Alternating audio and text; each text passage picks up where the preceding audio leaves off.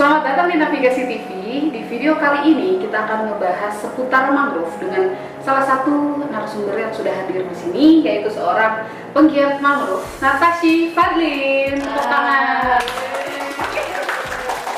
Oke, sebelum kita masuk ke seputar mangrove, kita ngobrol dulu kesehariannya Natashy ini. Kalau gue pribadi sih, gue sangat tertarik nih dengan kegiatan-kegiatan dari beliau. Oke, Nata, apa kabar? Alhamdulillah sehat. Sehat ya. Ceritain dong kegiatan keseharian lo nih, selain kegiatan lo di mangrove. Kegiatan sehari-hari sih sama ya, seperti Novi juga kerja juga, kemudian setiap Sabtu Minggu weekend kegiatan komunitas gitu. Jadi ya selang-seling Senin sampai Jumat kerja, Sabtu Minggunya kita kegiatan komunitas buat refresh selama 5 hari kerja. Betul, gitu. kita butuh banget ya. Bener. Kita butuh banget. Terus selain itu? Setelah itu ya udah hanya itu aja, sama paling sekarang lagi giat-giatnya nanam sorghum gitu. Jadi petani sorghum. Wah, gitu. Jadi gue penasaran banget guys. dari mangrove lari juga ke sorghum. Jadi nyoba hal baru selain mangrove, apalagi sih yang bisa kita kerjain buat ningkatin community development di daerah. Nah, sama mangrove aja gue pribadi masih belum banyak kenal, apalagi dengan si sorghum itu. Aduh, ini seru banget ya. Tapi sebelum kita ngebahas si sorghum kan ya, kita ngebahas dulu nih si mangrove. Gue pengen banget kenalan sama mangrove karena gini, antara hutan mangrove dengan hutan tropis itu kan sama-sama penting gitu, sama-sama penting atau enggak sih gitu? Atau karena kalau kita lihat tuh entah kenapa lebih banyak cenderungnya ke hutan-hutan tropis gitu kan, di sekitar pegunungan segala macamnya itu. Nah, kalau si hutan mangrove sendiri itu ntar kita akan membahas juga nih manfaatnya, seberapa pentingnya juga untuk khususnya untuk Indonesia ini. Tapi jelasin dulu dong secara singkat tentang mangrove. Oke, jadi mungkin teman-teman banyak yang tahunya bakau ya. Ya, bakau. tanaman bakau. Nah, terus juga banyak juga yang menganggap bakau sama tembakau tuh sama apa beda. Banyak juga yang masih menganggap sama gitu, bakau sama tembakau. Padahal sebenarnya jelas sangat beda. Dan mangrove itu sebenarnya satu ekosistem yang hidup di pesisir, yang terdampak pas langsung air laut. Nah, semua tanaman yang ada di pesisir itu bisa dikategorikan sebagai mangrove. Nah, mangrove sendiri itu banyak macamnya, kurang lebih 67 mangrove sejati yang ada di Indonesia. Kemudian terbagi atas menjadi 3 zonasi, mayor, minor, dan asosiasi. Kemudian ada mangrove sejati dan mangrove hutan. Kita harus kenalan, sepertinya kenalannya emang harus ini ya, harus intim atau gimana, harus kenal dekat karena jenisnya itu 67, terbagi 3 zonasi. Dan itu semua yang di Indonesia ini. Yang di Indonesia, iya. Oke. Nah, sebenarnya penting banget sih hutan mangrove itu sama dengan hutan-hutan tropis atau terestrial lainnya gitu, karena sama-sama memberikan sumbangan oksigen, dan karbon dioksida, kemudian juga sebagai hutan mangrove itu sebagai benteng alami di pesisir atau forest belt gitu. Jadi kalau misalnya pesisir atau daratan tanpa hutan mangrove ya itu akan sangat berbahaya banget, banyak banget ancaman-ancamannya gitu, seperti abrasi, intrusi yang paling bahaya, kemudian menurunnya muka tanah gitu. Jadi ya alangkah baiknya setiap pulau atau setiap daratan itu di pesisirnya harus ditanamin mangrove. Tentang si mangrove ini kan ada 67 jenis, terus dibagi di 3 zonasi. Nah, itu tuh setiap jenisnya itu tumbuhnya sama atau berbeda-beda sih? Beda-beda. Jadi kan zonasi mayor itu dia di depan, pas banget di depan, dia jadi benteng utama. Kemudian minor dia di tengah-tengah antara air sama daratannya. Kemudian asosiasi itu paling di belakang mendekati daratan. Jadi jenisnya juga beda. Sama dia punya kemampuan untuk hidupnya juga beda karena substratnya juga beda. Oke, jadi emang maksudnya kalau misalkan kita untuk sekedar kenal sama mangrove tuh nggak semudah itu juga ya. Jadi kita mesti kenal zonasinya, terus jenis-jenisnya. Nah, kalau misalkan kan iya namanya kan mangrove, pasti kan harus nanam mangrove nih. Dan kan itu berlumpur kan. Jadi emang itu yang di zonasi apa yang di depan itu? Biasanya di mayor Di mayor di depan. Jadi itu emang pasti lumpur. Bisa lumpur, bisa pasir, bisa lumpur berpasir gitu. Jadi pokoknya antara lumpur sama pasir. Peralatan sama persiapan pakaian atau peralatan untuk nanam mangrove tuh sebenarnya ada kekhususan gitu nggak sih? Atau yang penting kamu pakai baju tertutup tangan panjang atau gimana gitu? Sebenarnya yang penting nyaman ya, kemudian juga pakaiannya yang udah menyerap keringat karena kan kita kan outdoor ya, di pantai yang kena panas-panasan gitu, terus juga kaos, terus pakai topi. Biasanya sih kita ya kalau misalnya hijaber pakai hijab yang simple atau kalau misalnya syari tapi dibikin yang simple, kemudian pakai celana training gitu. Kemudian kalau yang anak cowoknya biasanya pakai celana pendek karena bisa lebih memudahkan pada saat jalan gitu. Kemudian sama kalau misalnya biasa kita nanam di lumpur itu kita pakai kaos kaki, jadi gitu supaya melindungi kaki kita kan dari apa pecahan kerang lah atau mungkin ada apa namanya batu atau ada apa namanya kayak bambu-bambu gitu, jadi kita pakai kaos kaki buat ngamanin. Sebenarnya kalau misalnya mau lebih safety lagi pakai booties, jadi ada satu sepatu buat karang buat diving namanya booties, itu bisa juga dipakai. Oh bisa juga dipakai untuk lumpur? Bisa. Oh, beli langsung.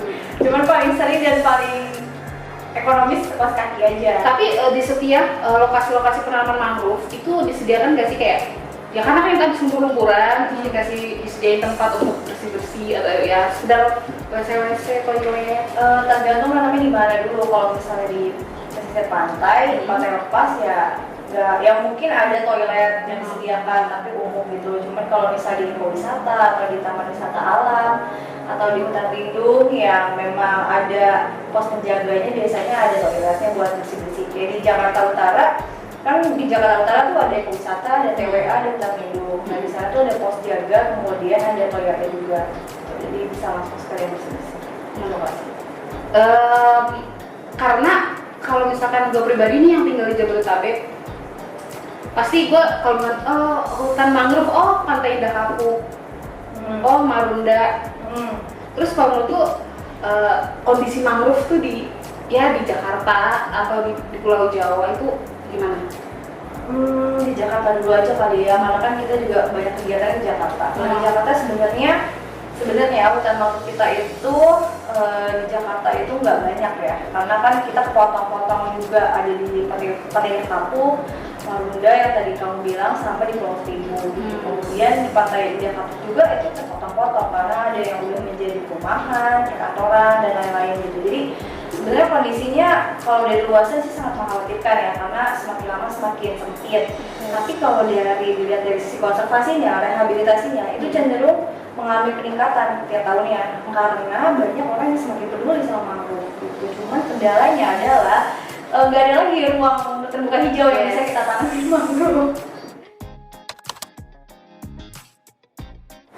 Nah kalau misalkan untuk kondisi mangrove sendiri di Indonesia, karena karena gue mau kenal sama mangrove, jadi gue tuh kayak sempet ngebaca lah sedikit.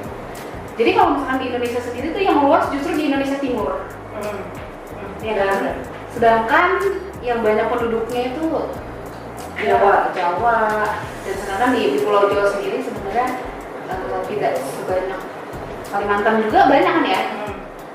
Pendapat lu gimana sih tentang kondisi yang di Jawa deh, di Jawa? Ya, jadi total luas hutan mangrove di Indonesia itu 3,2 juta hektar. Itu yang terdata ya. Sekitar tahun 2017 datanya. Ada juga yang 2018, tapi ya beda tipis angkanya. Cuman sebenarnya kalau realnya itu ya semakin lama semakin berkurang sih. Sebenarnya di bawah 3,2 juta hektar gitu. Karena semakin lama banyak yang alih fungsi lahan, kemudian deforestasi juga, kemudian abrasi juga gitu. Jadi ya data sebenarnya harus diupdate lagi gitu. Nah kalau misalnya kondisi, kalau kita membandingin antara di Pulau Jawa sampai di daerah bagian timur, memang paling bagus itu bagian timur karena yang pertama mereka daerah yang sedikit industri gitu. Kemudian pemukimannya juga nggak banyak, kemudian juga cemarannya juga sedikit gitu, sehingga mangrove yang tumbuhan di sana itu tumbuh secara baik gitu. Beda sama di Jawa tuh udah banyak alih fungsi lahan, kemudian di Demak juga udah mulai banjirop sehingga air laut itu masuk ke daratan yang mana akhirnya bikin daerah itu tergenang air gitu. Nah sebenarnya hal-hal ini yang harus menjadi PR sih buat setiap daerah untuk menanam mangrove lebih giat lagi gitu, karena treatment dari daerah, tiap daerah itu beda-beda. Kalau di daerah timur mereka mangrove masih bisa tumbuh secara alami, secara dari induk, pohon induk, kemudian buahnya jatuh tumbuh lagi jadi individu baru. Sementara di Jawa karena kondisi air lautnya juga banyak yang lebih kencang ya, lebih apalagi pantai selatan. Kemudian juga banyak daerah-daerah yang kiranya agak sulit untuk menanam mangrove secara alami, jadi harus dibantu pakai penanaman atau rehabilitasi gitu kan, kembali dengan bantuan manusia. Jadi sebenarnya teknik penanaman juga itu menjadi penting sih di Pulau Jawa, menyesuaikan kondisi pesisirnya. Nah, kalau misalkan kamu dan komunitas terus mau ngadain penanaman, itu pembibitannya dari mana? Pembibitan kita selalu bibitnya sendiri, jadi di setiap hutan mangrove itu selalu ada petani mangrove-nya. Jadi mereka membibitin, kemudian tanamnya juga dari situ. Jadi kita kalau misalnya mau nanam tuh nggak usah jauh-jauh cari bibit. Oh gitu. Karena kita udah tahu petani-petani sana tuh membibitin, kemudian kita beli sama mereka. Oh jadi jatuhnya itu untuk jadi mata pencaharian para petani mangrove gitu. Pertama itu, kemudian yang kedua itu mangrove itu emang harus diseedling itu di daerah tempat indukan. Jadi kita nggak bisa ngambil mangrove yang indukan itu dari tempat lain, karena khawatirnya akan jadi stres dan mati gitu. Jadi kita kalau misalnya mau nanam hutan lindung, ya kita ngambil bibitnya dari hutan lindung, nggak bisa kita ngambil dari Muara Gembong atau dari Marunda. Oh gitu. Iya, itu kita menyesuaikan susah. Berarti gini dong, kalau misalkan ada satu daerah yang belum ada mangrove-nya, terus kita ngambil bibit dari tempat lain, belum tentu bisa.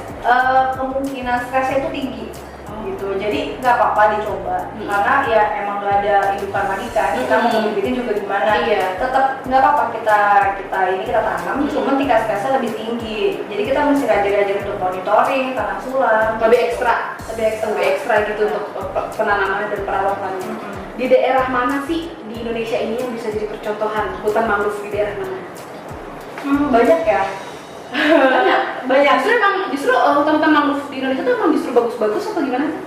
Keadaannya sekarang udah mulai bagus ya, karena setiap daerah itu sekarang udah banyak pegiatnya, inisiatif kayak kelompok masyarakat sadar wisata atau Karang Taruna atau komunitas-komunitas yang ada di lokal, itu rata-rata udah banyak yang peduli kan mangrove, dan mereka concern juga ke ekowisata gitu. Jadi selain mereka rehabilitasi, mereka juga konservasi daerah ekowisata yang ada di sekitar sana gitu. Jadi hutan mangrove itu dijadikan tempat ekowisata. Nah, salah satu yang bisa dijadikan percontohan itu sebenarnya Kendal gimana Kendal? Enggak sih, enggak gitu. Ini kalau daerah Jawa Tengah itu kurang bagus ya. Cuman yang bagus itu di daerah Kalimantan Barat, juga bagus. Kemudian Indramayu, Karawang itu juga cukup bagus. Kemudian di Kupang juga di situ bagus. Berarti lumayan banyak lah ya yang bisa dijadikan percontohan. Nah, menurut kamu sendiri udah berapa lama sih concern di bidang mangrove? Dari 2015 sih. Tepuk tangan guys, 5 tahun. Nah, kita baru belajar hari ini gitu. Selama 5 tahun kamu concern di bidang konservasi mangrove, aktif tanam mangrove, jalan-jalan ke Indonesia dan terus berkonservasi, banyak gak sih peran dari pemerintah yang kamu rasakan kepada mangrove? Peran pemerintah sebenarnya banyak juga ya, banyak yang ada penanaman gitu. Cuman yang memang kebanyakan itu kalau penanaman itu ada yang seremonial juga gitu, jadi hanya penanaman, kemudian monitoring dan perawatannya mereka agak lalai gitu. Nah, dengan adanya kemudahan sebenarnya kemudahan lahan, kita diizinkan untuk menggunakan lahan, kemudian kita diizinkan untuk melakukan kegiatan penanaman, itu sudah membantu sih. Jadi selama ini ya sebenarnya sifatnya mendukung, cuman ada satu masa di mana pemerintah juga masih kurang mendukung kita gitu. Salah satunya di pembebasan lahan gitu. Jadi ya memang pemerintah gimana ya, mesti ini juga sih agak dilema juga antara swasta sama pemerintah, karena kan kebanyakan daerah-daerah di pesisir itu kan dijadikan perumahan atau dijadikan kawasan industri. Nah itu harusnya pemerintah menolak itu gitu. Jadi Ya sebenarnya baiknya dijadikan lahan hijau. untuk ranahnya wilayah itu kan pemerintah, komunitas atau organisasi belum tentu punya ranah ke sana. Benar. Kalau misalnya toh kalau kita nanam, konservasi, monitoring dan segala macam itu kan ya oke gitu, kita masih bisa dengan cara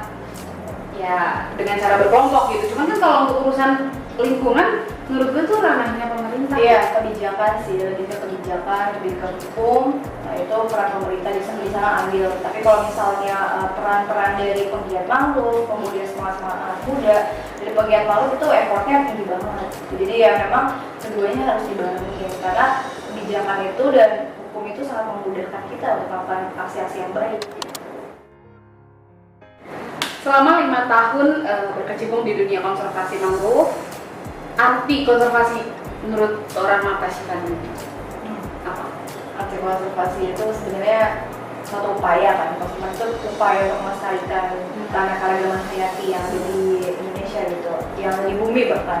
Jadi ya bagaimana caranya gitu kita sebagai anak muda dengan keterbatasan yang kita punya, dengan kemampuan yang kita punya, kita berusaha untuk membagikan kebaikan-kebaikan yang udah dikasih Allah ke kita, terus kita bagikan lagi gitu. Jadi timbal balik dan bisa imbang adalah hal-hal yang harus kita biasakan gitu untuk mencintai bumi kita.